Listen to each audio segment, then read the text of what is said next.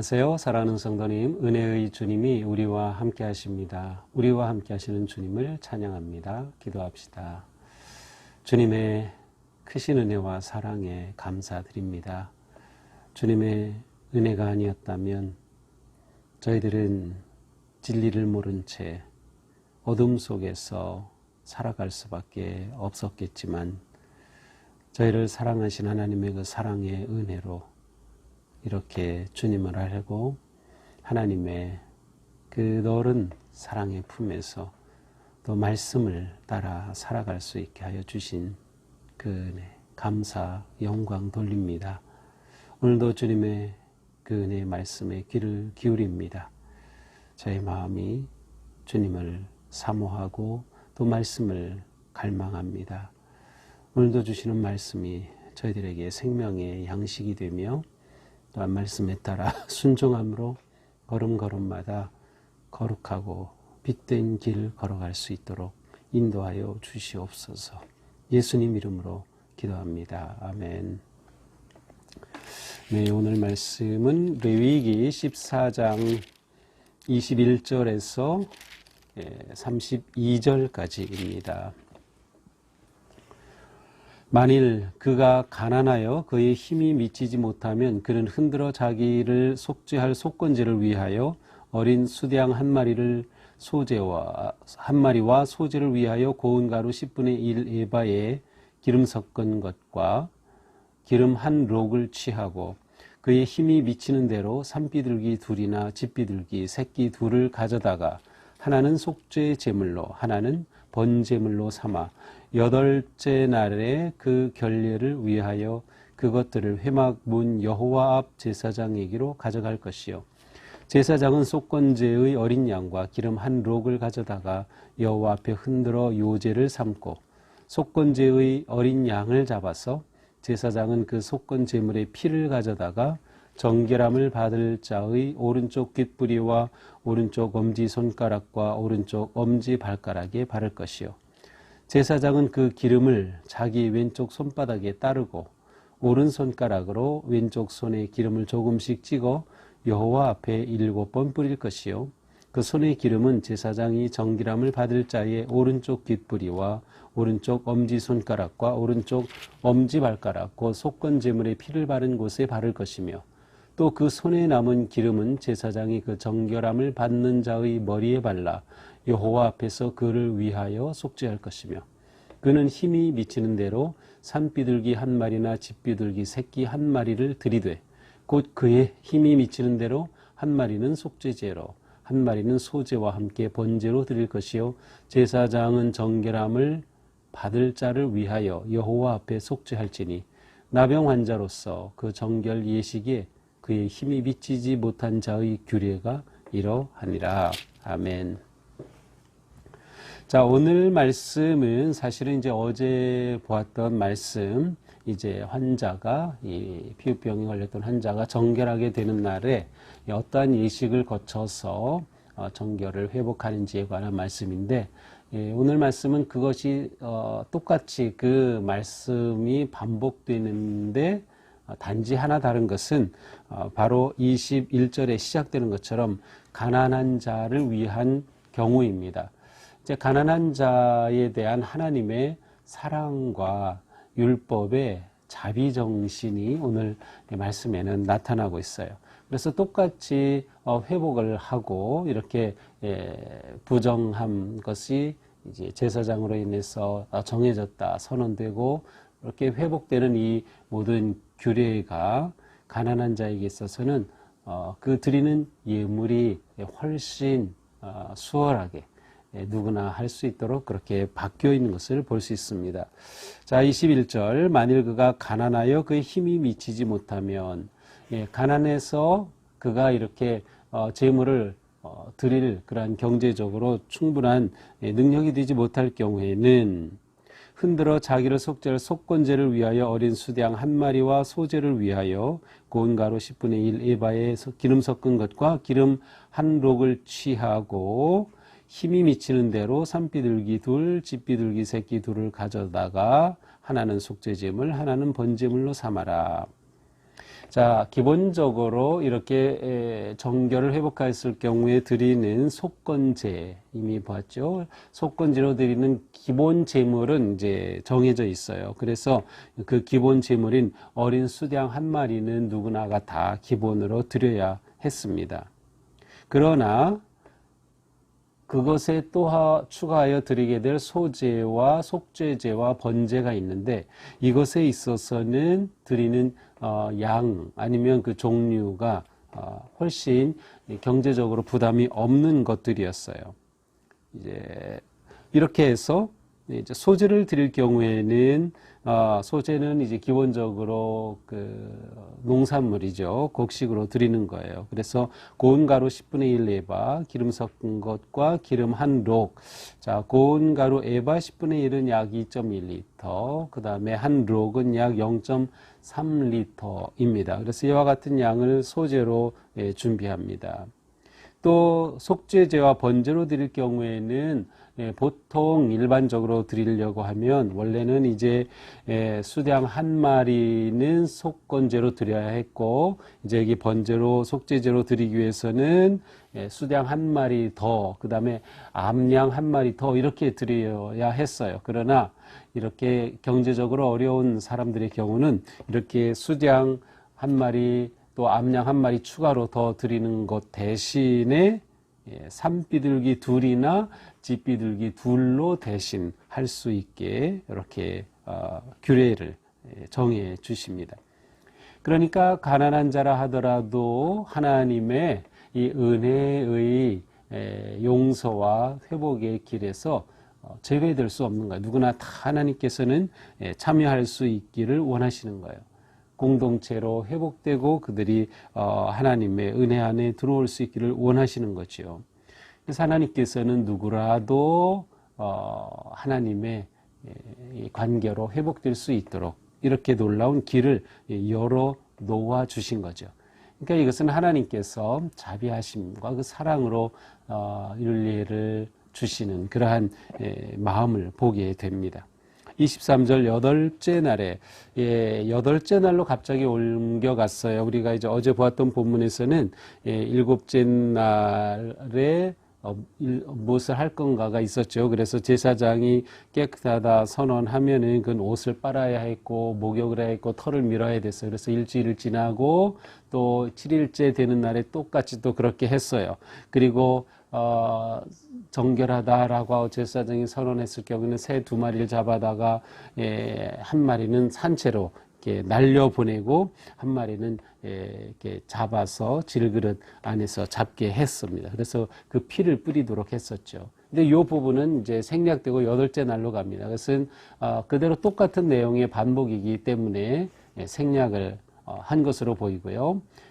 그래서 똑같이 어제 우리가 보았던 본문처럼 이렇게 한 마리의 새는 날려보내면서 자유함을 얻은 그 놀라운 은혜를 생각하도록 했겠죠. 이제 8째 날에 이제 결례를 하게 됩니다. 그것은 회막문 여호와 앞에 제사장에게로 이제 가져갑니다. 무엇을 가져갑니까? 속건 제물을 가져가고 그 다음에 번제와 그 속죄 제물을 가지고 가서 하나님 앞에 제사를 드리게 되는 것이에요. 앞에서는 이렇게 제사를 드려라 이 제물에 관해서 규례를 보여줬고 이제 실제로 8째 날에는 이렇게 하라고 하는 그러한 규례입니다. 제사장에게 가져가면 제사장은 속건제로 가져온 어린 양 또 기름 그것을 여 앞에 흔들어서 요제라고 하죠. 요제로 삼으라. 그 다음에 어린 양의 경우는 잡아서 그 속건 제물의 피를 가져다가 정결함을 받을 자의 오른쪽 귓불이 그 다음에 오른쪽 엄지손가락, 오른쪽 엄지발가락에 바르게 했습니다. 어제도 똑같이 이런 규례가 나왔었죠. 오늘도 그대로 반복되는 거예요. 제사장은 기름은 경우에는 어제처럼 또 왼손 손바닥 이렇게 따르고 오른손으로 찍어서 이렇게 7번 뿌려라. 그리고 그 손에 기름을 또 찍어서 정결하게 될 자의 오른쪽 엄지, 왼쪽 엄지 발가락, 오른쪽이 귓부리에 발라라 라고 했어요. 자, 그리고 남은 기름은 어떻게 했죠? 네, 맞습니다. 바로 남은 기름은 제사장이 정결함을 받은 자의 머리에다가 안수하고 머리에 기름을 바르는 거죠. 머리에 기름을 발라라. 똑같습니다.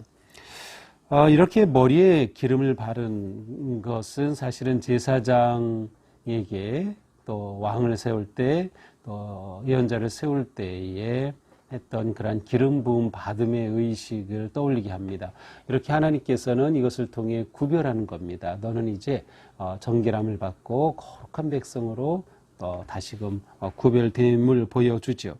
그런데 우리는 이미 앞에서 8장에서 우리가 이 부분은 이제 주일 본문이어서 우리가 잠깐 넘었지만 개인적으로는 이미 보셨을 거예요. 그래서 여기 8장에 가보면 제사장 위임식, 우리가 앞부분은 봤지만 뒷부분에 보면 거기에서도 똑같이 피를 가져다가 오른쪽 깃불, 또 오른 엄지손가락, 오른쪽 엄지발가락에 바르도록 하는 의식이 있었어요. 제사장 위임식을 할 때.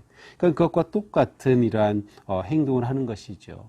바로 이것은 성별하는 겁니다. 하나님의 백성으로, 하나님의 자녀로, 또 믿음의 공동체 안에 들어올 수 있는 그러한 자녀로 회복하고, 예배, 제단의 회복, 그 다음에 관계의 회복, 기름을 통해서 하나님과 연합하고 언약의 백성됨을 깨닫게 되는 것이죠. 자, 이렇게 해서 정결한 그러한 회복의 모든 예식을 마치게 되죠. 자, 힘 있는 대로 산비둘기 한 마리, 집비둘기 새끼 한 마리를 드려라. 그래서 이제 31절, 32절은 속죄제와 또 번제 드리는 내용을 간략하게 소개하고 있습니다. 자, 그러니까 이렇게 회복의 그 과정 속에는 속건제도 드렸지만 소제, 번제까지도 이렇게 속죄제까지도 모두 온전한 제사의 회복이 연결되어 있음을 볼 수 있습니다. 자, 이것은 바로 이제 힘이 미치지 못하는 자, 가난한 자를 위한 규례다라고 말씀하셔요. 자, 오늘 말씀, 어제 말씀과 내용상으로는 다 똑같지만 차이점은 바로 하나님은 가난한 자를 위해서 힘이 안 되는, 미치지 못하는 자를 위해서 특별히 배려해 주시는 그러한 언약의 자비로움을 보여주고 있습니다. 자, 우리는 오늘 말씀을 통해서 하나님은 부정해진 자, 더러워진 자가 다시금 하나님께로 나오기를 원하고 계심을 알 수 있어요. 관계 회복의 길을 열어주신 거죠. 하나님과의 관계 회복, 인간과의 관계 회복. 그래서 공동체 안에 다시 들어오게 하시고 하나님께로 다시 나올 수 있는 길을 열어주셨음을 알 수 있어요. 따라서 이러한 하나님의 은혜로 말미암아 부정해졌던 자는 어떠한 특권을 회복합니까? 하나님께 제사 드릴 특권을 회복합니다. 먼저 제사장이 정결하게 되었다라면 그는 진영 안으로 들어와서 공동체의 회복에 은혜를 누리게 되고 그는 제사를 드림으로 하나님과의 관계 회복을 누리게 돼요. 그래서 이 제사는 하나님이 주신 놀라운 특권입니다. 그렇습니다. 예배가 우리를 회복합니다. 예배가. 부정하여 격리되었던 사람, 하나님과 멀어졌던 사람, 공동체와 멀어졌던 사람이 회복되는 그 자리에 무엇이 있느냐? 제사가 있습니다. 예배를 통하여 완전히 회복되는 거예요. 제사를 통하여 회복되는 거죠. 제사장이 내가 정하다라고 했을 때 그는 제사를 드릴 예배자로서의 특권을 찾았고 이제 직접 제사를 드림으로 회복되어 온전히 하나님의 자녀 백성으로 또 공동체 일원으로 들어가게 됨을 볼 수 있어요. 이처럼 예배가 얼마나 중요한지 모릅니다. 그러니까 이 정결하게 하는 이 모든 과정은 결국 예배자로 회복되기 위한 과정이라고도 볼 수 있는 것이죠. 우리는 이러한 것을 보면서 정말 하나님 앞에 우리가 예배한다는 것이 얼마나 놀라운 은혜인지, 그리고 우리는 예배를 바르게 거룩하게 영과 진리의 예배로 드릴 때 언제나 예배가 우리를 회복시켜 준다는 것을 알 수 있어요. 제가 늘 말하는데 예배가 우리를 지키죠. 예배가 우리를 회복시키고 우리를 하나님께로 인도합니다. 자, 또한 하나님은 이렇게 예배자를 받으실 때, 제사를 받으실 때 제물 자체보다는 제물을 드리는 그 사람을 원하심을 알 수 있어요. 제물의 크기보다 제물을 드리는 그 사람의 마음이죠. 그래서 가난한 자라 하더라도 그가 힘이 되지 못해 하나님께 나오지 못하는 경우가 있으면 안 되었던 거예요. 그래서 가난한 자를 위해서는 특별히 배려를 해 주신 거죠. 그것은 어떠한 제물을 드리냐가 중요한 것이 아니라 어떠한 마음으로 드리느냐가 중요한 거예요. 그래서 마음이 있으면, 힘이 되면 자기가 힘 닿는 대로라고 되어 있죠. 힘 닿는 대로. 그래서 부자는 힘 닿는 대로 그렇게 제물을 하나님께 드리면 되고, 또 가난한 자는 그 상황에 따라 드리면 돼요. 우리가 하나님의 은혜를 생각하면 이렇게 드림이 전혀 아깝지 않고 계산하지 않게 되는 겁니다. 자연스러워지는 거예요. 하나님은 우리의 그 마음을, 그러한 우리의 존재를 원하고 기대하신다는 걸 알 수 있어요. 그래서 우리는 예배를 드릴 때마다 하나님 앞에 나 자신을 산 제물로 드린다 하는 것을 기억해야 하고, 또한 하나님 앞에 제물을 드리며 또한 헌금할 때에도 이것이 하나님의 은혜에 대한 나의 자연스러운 자발적인 기쁨의 헌신이다라는 것을 우리는 생각해야 합니다. 그리고 하나님은 우리의 그 마음을 기뻐하시고 마음에서 우러나오는 그 제물을 하나님은 기뻐 받으신다라고 하는 것이죠. 우리는 또한 교회로서 약한 자들에 대한 배려, 또 가난한 자들과 소외된 자들에 대한 관심, 그리고 실제로 그들을 돕고 또 섬기는 그러한 교회로 세워져야 할 것입니다. 이것은 결국 우리가 서로 그렇게 돕는 것이에요. 서로가 서로를 위해 기도해주고 손을 내밀어주고 함께 해주고, 또 우리가 도울 수 있는 것이 있을 때마다 찾아서 그렇게 도와주는 것이 거룩하고 진정한 교회의 모습입니다. 우리 교회가 이러한 교회로 세워져 가야 하고 우리가 이러한 삶을 살아야 할 것입니다. 오늘 말씀 보면서 예배가 우리를 회복한다. 그리고 회복된 우리는 하나님의 이 아름다운 자비로운 율법의 정신을 따라서 우리도 그렇게 나보다 어려운, 또 우리 주변에 힘들고 소외된 자들을 돕고 섬기는 봉사의 삶을 살아가야 할 것입니다. 오늘도 주님의 은혜가 이러한 삶 속에 함께 하기를 축복합니다. 기도합시다. 하나님 감사합니다. 오늘 말씀이 우리에게 또다시 하나님의 큰 사랑이 무엇인지를 깨닫게 하십니다. 주님, 저희가 예배 드림이 얼마나 놀라운 은혜이고 특권인지, 또한 우리가 예배를 통하여 회복되고 또 하나님께로 들어감을 다시금 보았습니다. 주님, 저희의 예배가 언제나 영과 진리의 예배, 자발적인 감사와 헌신의 예배, 하나님을 높이며 하나님의 은혜를 찬양하는 아름다운 예배의 삶 되게 하시고, 우리가 살아가는 일상 속에서도 우리의 삶이 예배의 삶이 될 수 있도록 인도하여 주시옵소서. 오늘 하루 삶 주님께 맡겨 드립니다. 주님께서 영광 받으실 거룩한 삶 되게 하여 주옵소서. 예수님 이름으로 기도합니다. 아멘. 네, 오늘도 주님의 은혜 안에서 우리의 삶이 행복하고 또 기쁨이 넘치기를 축복합니다. 코로나 속에서도 우리 잘 이겨내고 또 승리할 것입니다. 사랑합니다.